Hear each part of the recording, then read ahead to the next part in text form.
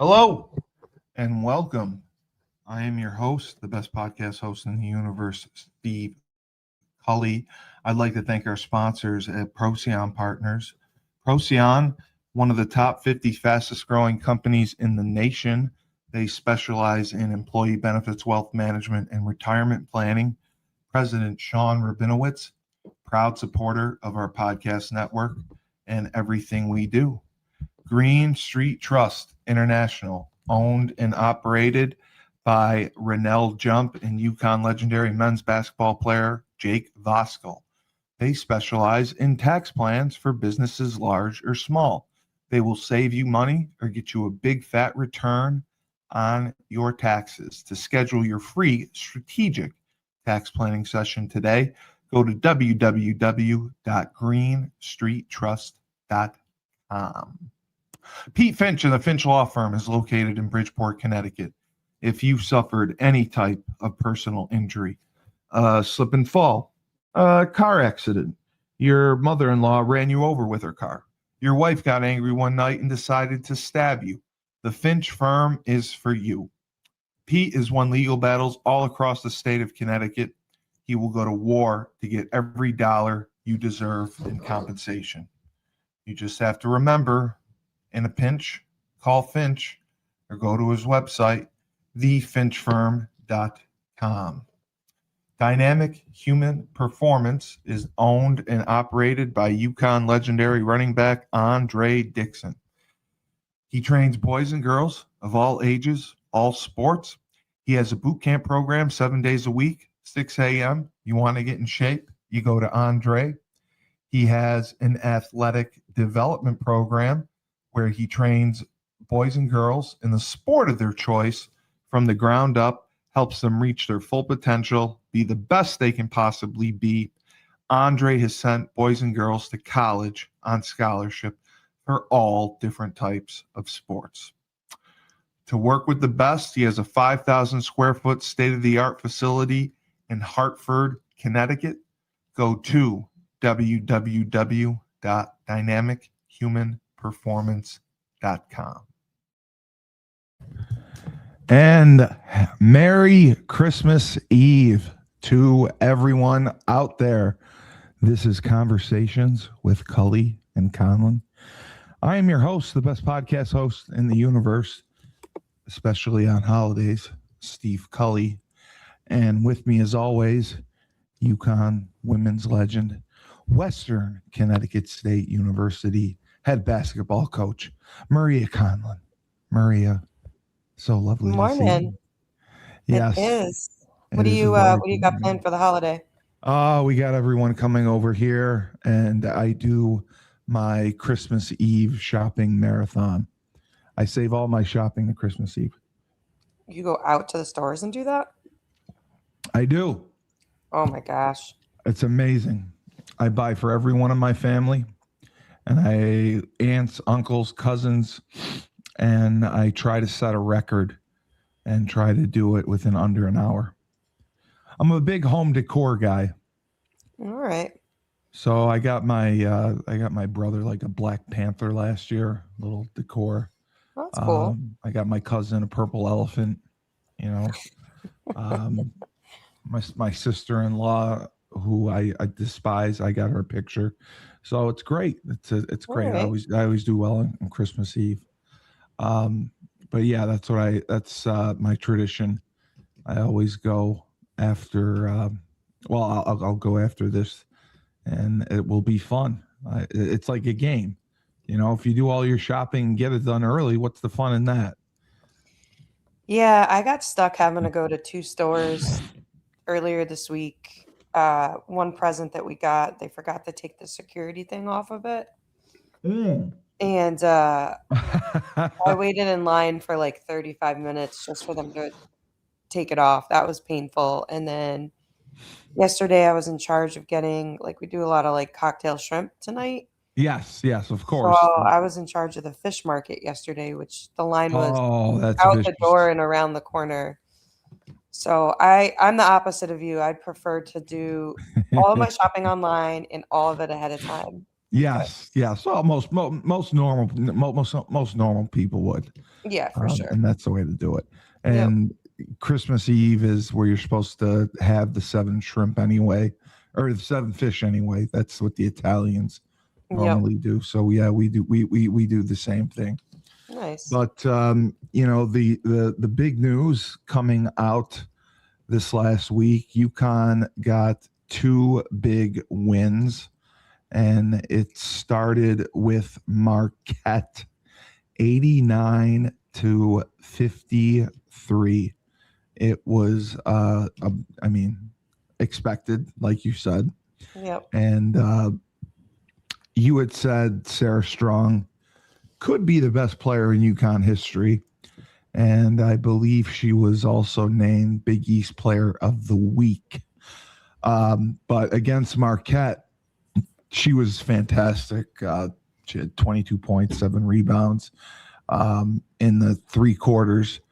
And AZ had 17 or 14 points in 23 minutes. And then our new girl, who you said could possibly end up being the third next scorer, Blanca added 12 points.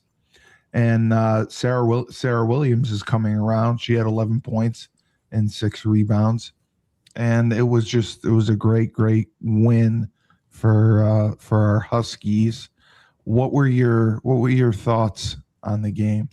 Yeah, I mean, the Marquette game I figured would be, I mean, they're one of the better teams in the Big East, but they're still Allegedly, yeah. nowhere near the caliber of UConn. And then I think I called it. I said I could totally see us winning by like 25-30 against Iowa, which we Yep. did.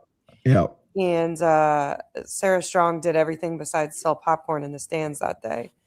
So I know we gotta add that to her, her job description. She's gonna have to start working yeah, in the stands. it's just, when she's flowing, I mean, she makes things look so effortless anyways. Yes. But she's had a couple of games this year where I felt like she didn't shoot the ball like herself. She still played well, Right. but Right. I mean, against Iowa, she either had like 20 or 22 points at halftime, and um, yeah, she's just really, really good. And I thought everybody kind of played their role. They're looking really good. Obviously, they don't play again, I think, until After Sunday. break, yeah. And like their next like 6 or 7 games until they get to Notre Dame will probably be blowouts. There'll be So cakewalks. Yeah, there'll be cakewalks. The other thing, AZ, it was good to see her play well. mhm. And, she is starting to somewhat acquiesce to Sarah Strong, which I never would have expected. What did you think of KK? KK had 4 assists. She had 5 rebounds, 3 points, and 21 minutes. I mean, she's still out there, just that ball of fire. Yeah, I mean, I think that's a typical game for KK. I think that, you're going to see games where they're out on the break more. It's a more higher turnover game. You'll see her score some more, but I thought she did a good job of facilitating. I thought Ashlyn Shade played well. Williams played well. Everybody seems to be clicking going into this break, so it's looking good. I don't know. I don't see anyone out there that I'm like extremely worried about. No, I there's think nobody. UCLA is really good still. You got South Carolina, which is not having one of like their better starts from a Typical, yeah. prominence perspective, but they'll be good. I think when they play Tennessee, it'll be a different game just because of the tempo. So Yes. yeah, I mean they could easily roll into the NCAA tournament undefeated, number one seed, etc. What did you think of Kayla Heichel? She did have 6 points. She had 6 assists coming off the bench against Marquette Yep. in 18 minutes. She's going to be the number 2 point guard, and you think she'll be fine. She'll do well. Yeah, I think the tempo changes a little bit when she goes in, and that's not Yeah. necessarily a bad thing. But again, I think you'll see games where she'll have double digits more than you'll see KK. just because she could Right. shoot a little bit better from Right. the outside, but distributed the ball well, played good defense, did what she needed to do. So it looked good. And Jana Al-Alfi, she got 14 minutes. She had 7 rebounds. I mean, she's going to be the first one to go in the inside or when they play against a bigger team.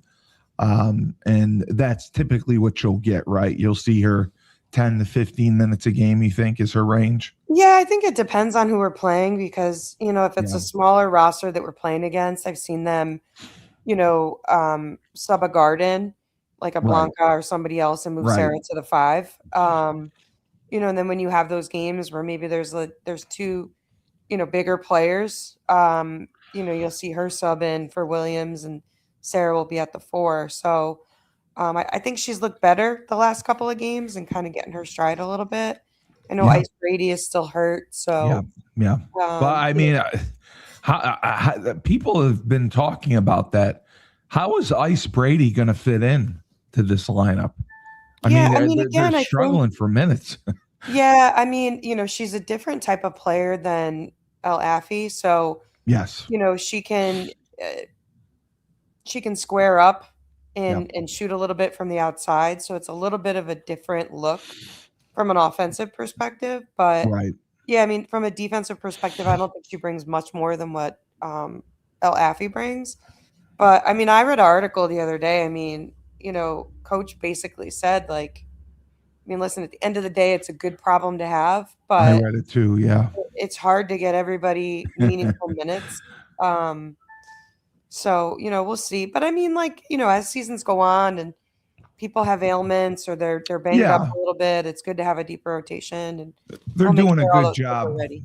with load management, like you Yeah. said. They're Yep. they're they're they're they're, they're playing 10, 11 girls, and that's great to see. And Blanca has just really developed, and I think that she has gotten better every game. I mean, she had 12 points, 4 rebounds, 2 assists against Marquette in 23 minutes. She's the first one off the bench.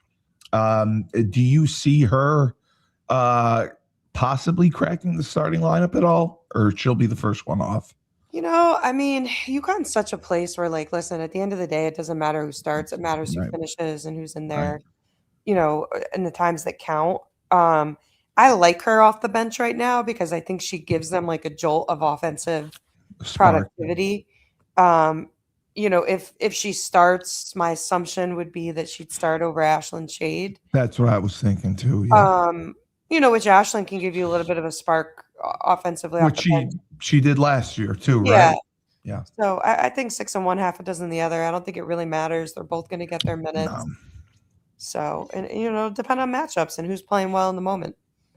So the Iowa game was played at the Barclays Center, and wow, I mean, it was 90-64, and Iowa was ranked pretty high. UConn took a 22-12 lead in the first quarter, and just cruised from there. And it was great to see. I mean, AZ had 27 points, which was good. 4 steals, 3 assists, 2 rebounds. She played 36 minutes, which is, some of the most minutes that we've seen her play this year. And Sarah Strong again, 23 points, 6 steals, 4 assists, 7 rebounds. Just so impressive. And, 10 of 18 from the field and 3 of 9 from 3-point range. I mean, she really is something special. I mean, I think what's cool about Sarah and AZ is that they both can score in like flurries where it's like there are a couple times where Iowa cut it to like 8 and then Sarah makes a 3 and then has a nice move, makes a layup. Now you're down 13 and AZ, what I've seen this year from her is that if she gets off to a little bit of a slow start, she pours it on later, Right. or vice versa. And the two of them, I think, like like the first half definitely went to Sarah. She had like 20 points at halftime, Yeah, whatever. And AZ took over in the second half. So, that two-headed monster is working really, really well. I think Blanca is going to be that third leading scorer that we're going to see correct. every game. And it's important to have those three because, if AZ's having an off shooting night, etc., you need someone who can come in and bang some threes. So, yeah, I wasn't surprised by the 26-point victory. I know we had talked about that the week before. And, Iowa's not a. No, you said it was going to be a different type of matchup for them. I mean, I didn't expect them to dominate this Yeah.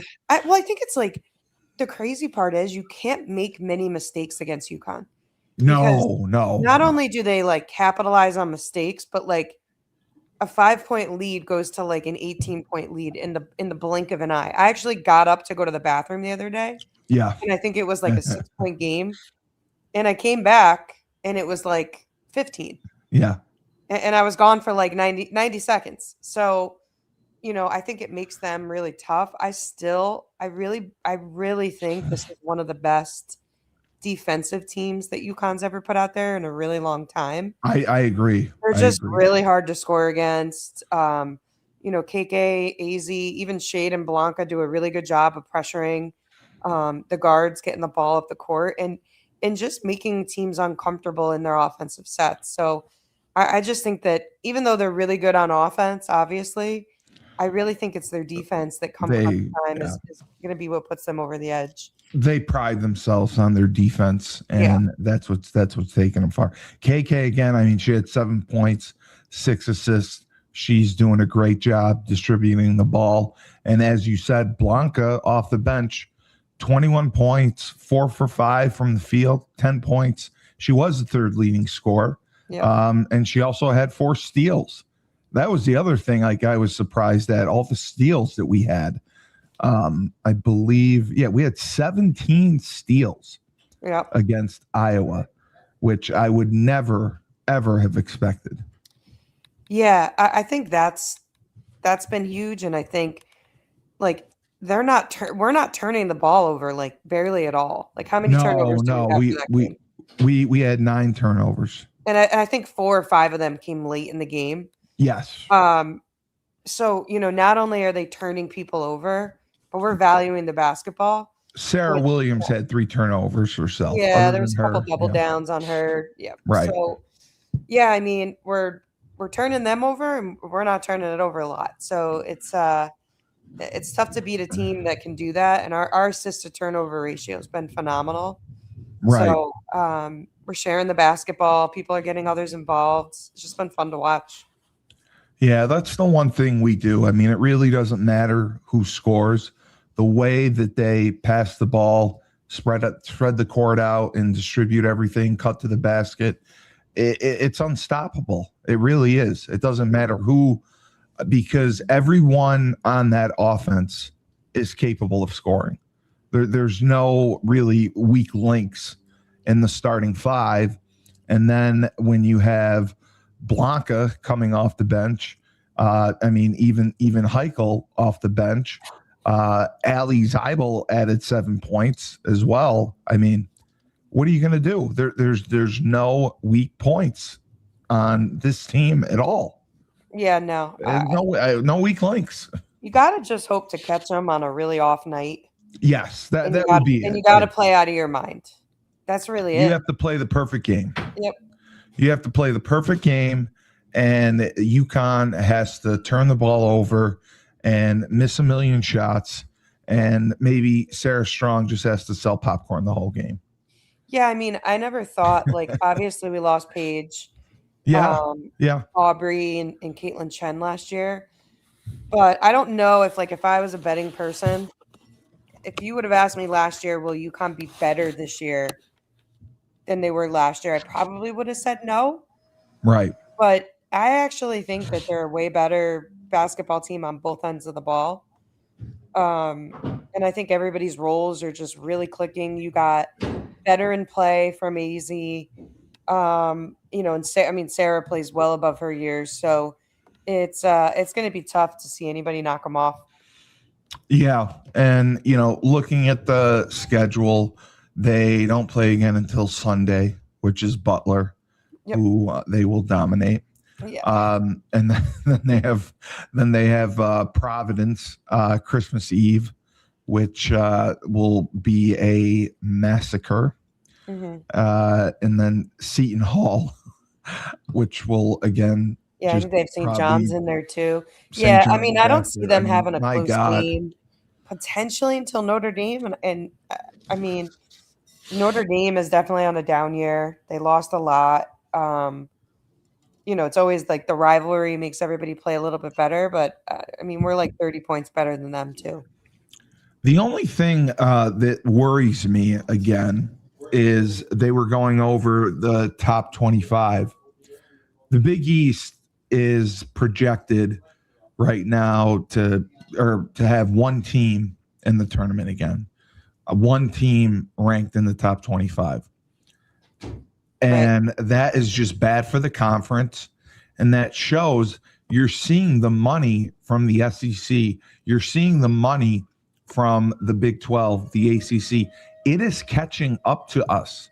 We don't have the finances as a conference that the other conferences do, as far as, being able to pay $20 million for athletic departments, and 15 million typically goes to football. Now the Big East doesn't have football schools, so you would expect all the money to go to basketball, but they don't have the donations, they don't have the finances. So how much money could really be spent? I mean, can you see Marquette spending $5 million on men's and women's basketball? No, I mean, I don't think they have it. I don't think they have it either. Yeah, like Butler. Does Yeah. Butler have $1 million to spend on basketball? Yeah, no. No. That's what worries me. Yeah. Because you're seeing, the SEC, the Big 12, and many of the ACC schools have that 20 million, and usually it's 3 to 5 million that goes to basketball, men's and women's basketball. Right. So, they're getting the better players, and that's why they have so many teams ranked in the top 25. And that I think we're fine, obviously, for probably the next couple years. But as I said to Joe, and as I said to Dave, because I was arguing about the bowl game, don't you think that in 4 or 5 years this is going to catch up to us, being in the Big East? Yeah. And I these mean, other teams having the money to spend and we're not spending it? I mean, especially for the UConn women, depending on Yeah. when And Gino Gino, decides to yeah. retire and who they bring in, Yeah. it could be a potential just perfect storm in a Could be bad way. catastrophic. Yeah. So I do think they need to figure it out. I don't know what the answer is. Obviously, the ACC makes the most sense. It's either that or the Big Ten. Yes. Well, we From can't get a in the Big Ten because of that academic thing, the right, academic requirement they have. But the ACC, from talking to Mike Burton, Notre Dame is clearly not happy. And 2030 is when Notre Dame, for them to leave the ACC, their buyout would be the least, which is $76 million. And Mike and I were going over how much money Notre Dame makes. And, just from broadcasting and everything, they make close to $100 million. And when in football, when they play ACC teams, they keep all the money. There's no split. Right. Like all the other conferences split. Notre Dame doesn't split any money with the ACC. Right. Because, they come, they sell out games, they get all the money. So Mike thinks that they will leave, and that will give us a window to jump in. Because right now, the ACC has 17 teams for football, which is made things problematic because they had only 8 conference games, which was or 7 conference games, which was disproportionate. And they want to get to 8. And now, starting next year, they're required to play 9. However, some teams already have other non-conference games scheduled, so they're going to be playing 8. And it's basically going to be half the conference playing 9 games, the other half playing 8 games. And then the other games have to be filled with power conference teams. Their non-conference schedule. I believe 2 of them have to be not Power 4 teams, Right. and then the other 2 can be, the jokes. So it's going to be challenging for us to get games. And Duke actually pulled out against us in football. So we're playing North Carolina this year at home. So it's just that's what worries me, because Gino is going to be gone. I mean, if he's here for 5 years, I will be shocked.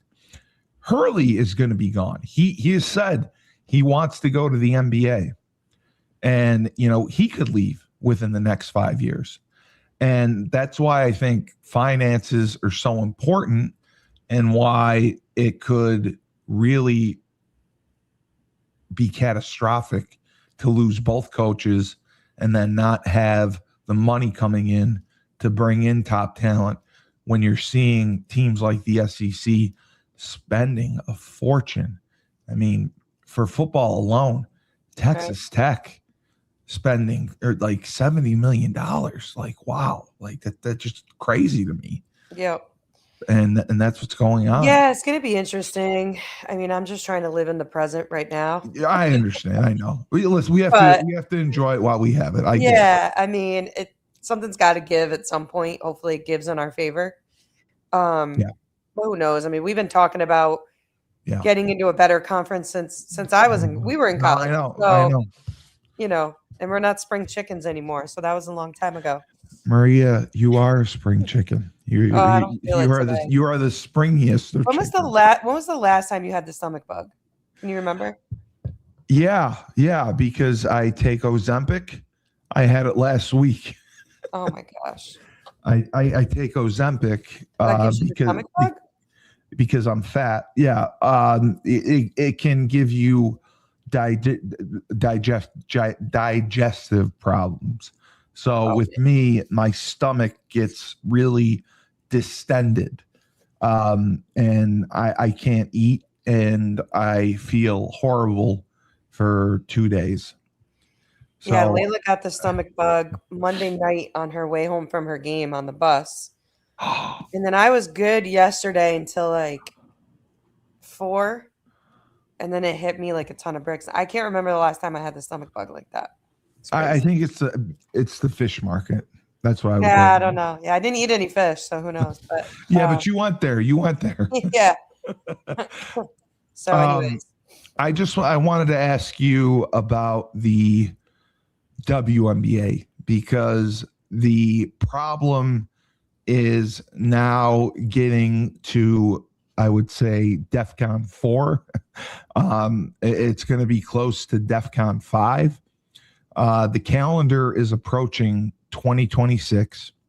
There's no CBA, and the players union is publicly expressing their displeasure with the state of the negotiations, with the executive committee, calling the WNBA, what they presented them, an unavoidable response to the state of the negotiations. They just feel that the WNBA is not negotiating with wanting to end this strike. Yeah. And the WNBA president, I cannot pronounce her name. It's Nika, I believe. She's a veteran.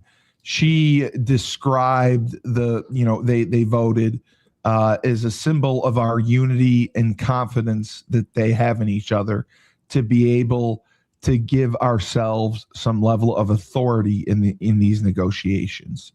But, they also demand a lot more.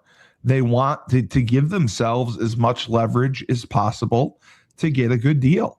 And there's so much that still has to go on. There's a ton of free agents that need to be signed. Yeah. The draft for the expansion teams has to happen. And I believe that they can only protect 5 players this year as opposed to 6, I believe, that they had last year, because there's 2 expansion teams. So there really is starting to be a sense of urgency to get this done.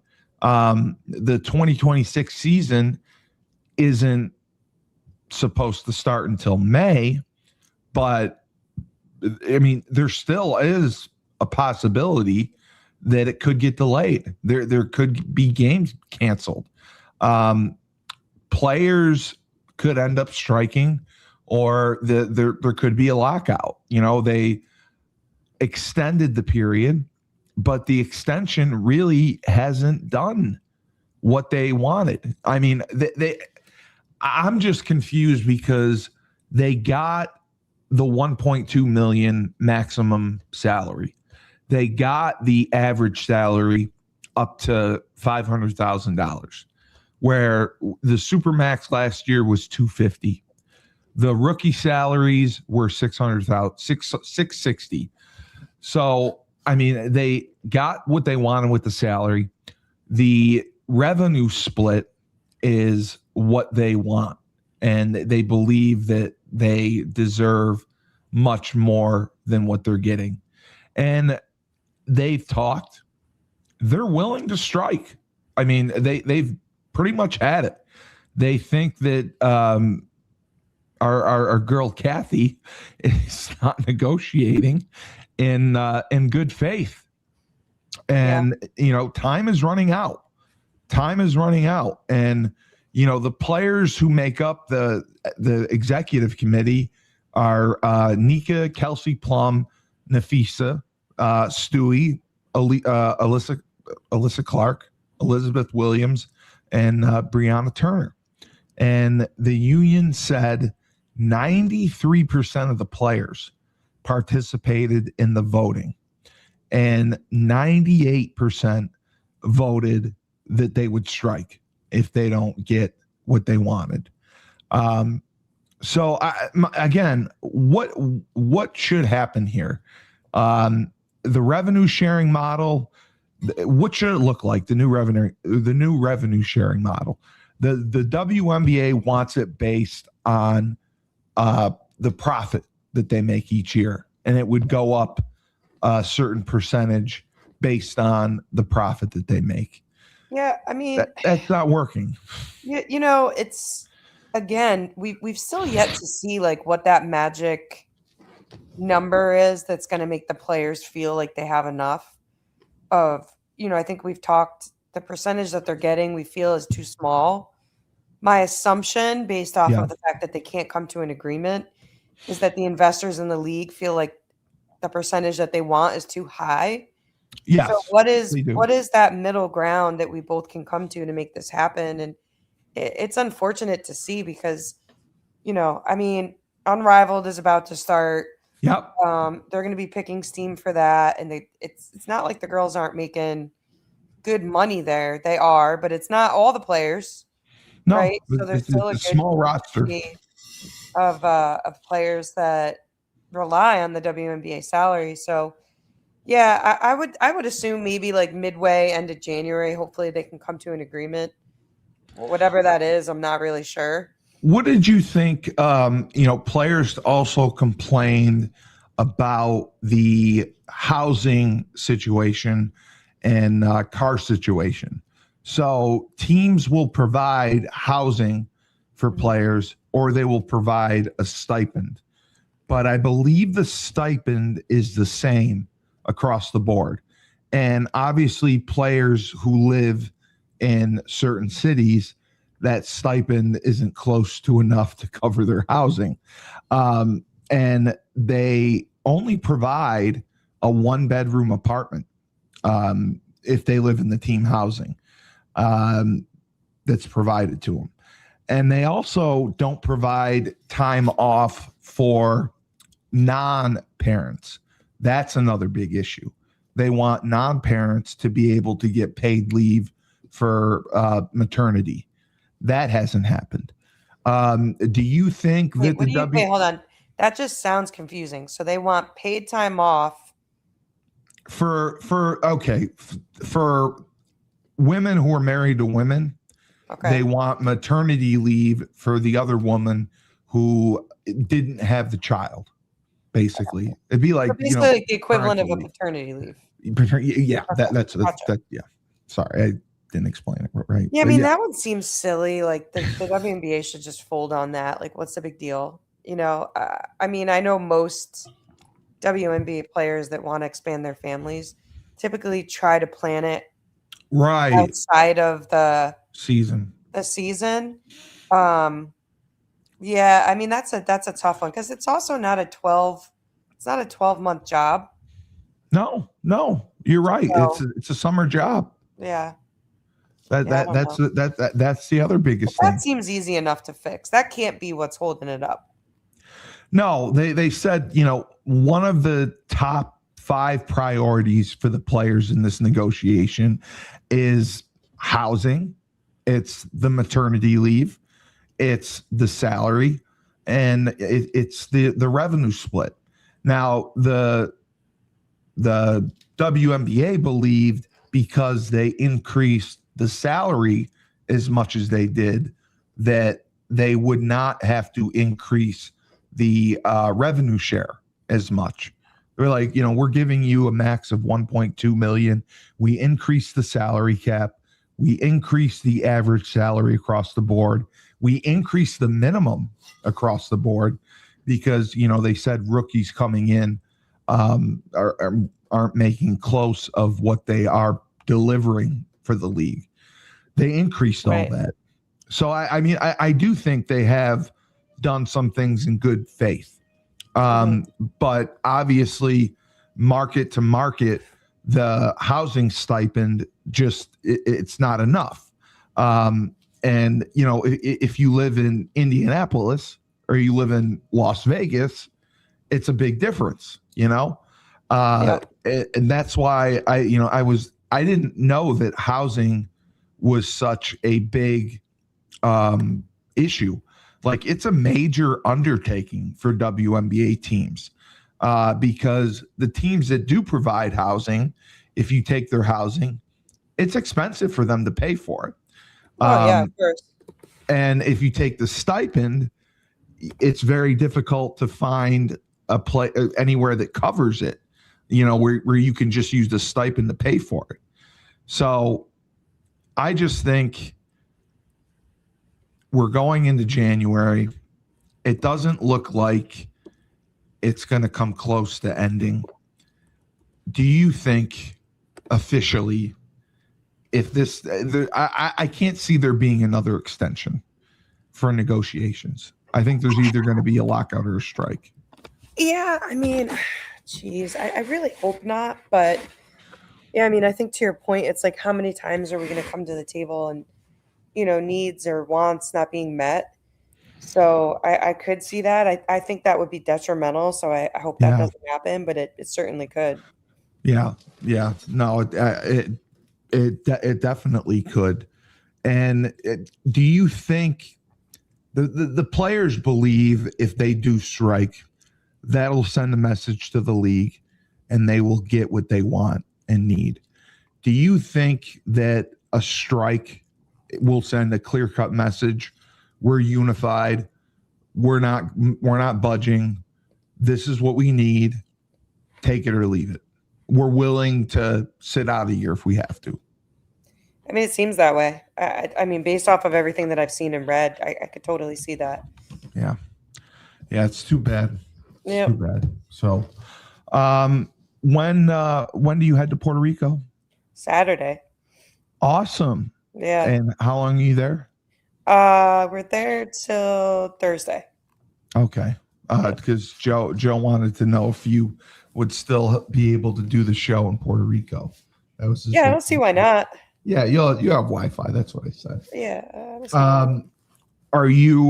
Are you having people over? Are your parents having people over? Yeah, I mean, obviously, like I told you, we've had the stomach bug around the house the last 2 Oh, days, right, you and so Layla, right, we'll right. probably just lay low. Yeah. Yeah, probably And lay low.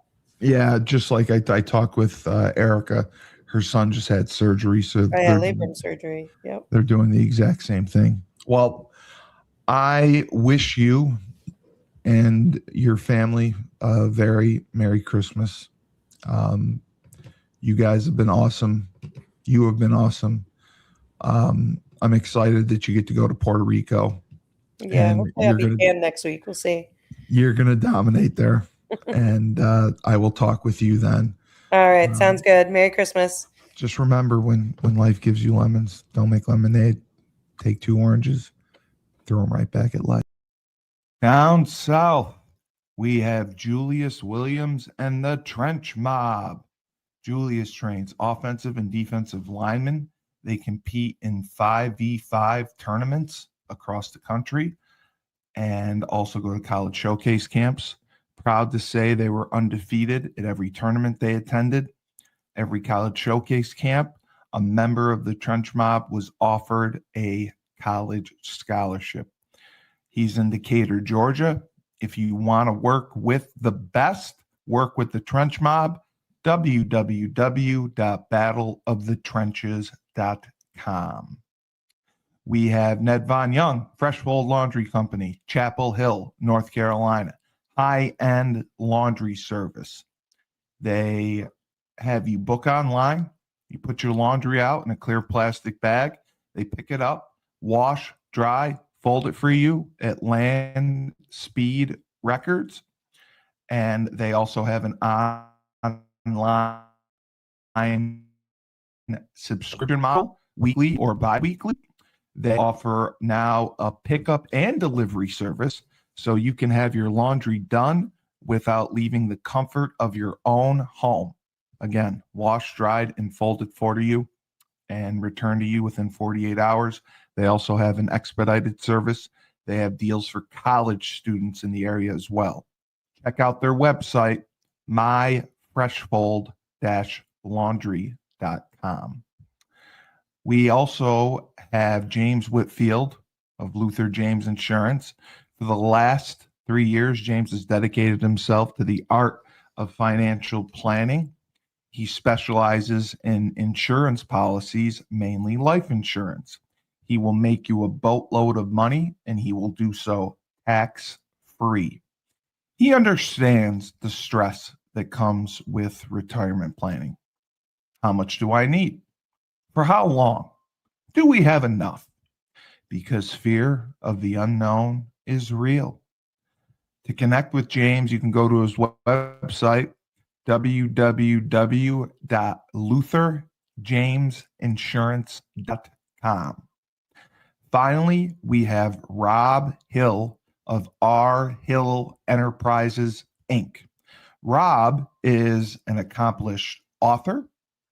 He is a speaker, and he also is an insurance mastermind, along with being a minister. Rob will put you in the right insurance plan for you. He understands the constraints and the rules that go with insurance, but he makes sure that you ask the right questions so you get the right answers. His main objective is to pull people's heads out of the sand, because that is what we're dealing with currently. To connect with Rob, you can message him on Instagram, LinkedIn, Facebook, or go to his website, rhillenterprisesinc.com. Again, he also does speaking engagements. He is a phenomenal insurance agent out of Chicago, Illinois, and you should contact him for any advice, even if you don't want to work with him.